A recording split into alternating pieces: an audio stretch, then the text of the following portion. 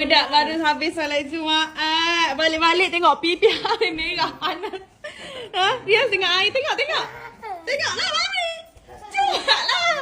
Ya, santai. Jangan nak tengok Riyaz ni. Riyaz? Solat Jumaat dengan dia. Ustaz kecil ni. Ustaz kecil. Yes, Riyaz tu buat solat Jumaat tak kacau orang. Tengok sangat-sangat kau piyahnya. Itulah abang. Bungkus aku dong. Bungkus. Jangan. What is Mommy's name? What is your name? Yes, I do. What is Mommy's name? Super. Hah? Super. Ay, siapa apa ini? Main. Tuna. Mama tuna. Mami Johanna. Broccoli. Boy. Okay. Um. Mana broccoli? Da. Mana?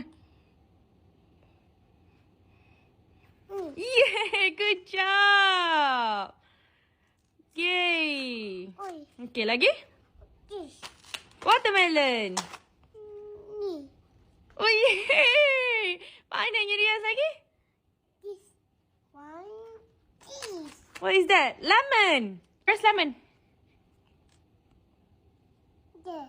Yay, good job. Clevernya Riyaz. Lagi? This. Apa tu? It's a corn.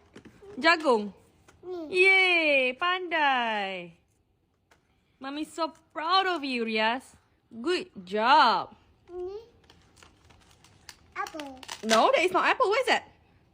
Orange. Orange, yes. Where's orange? There. Yay!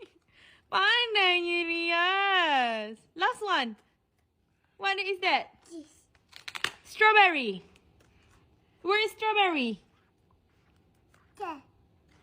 Yay!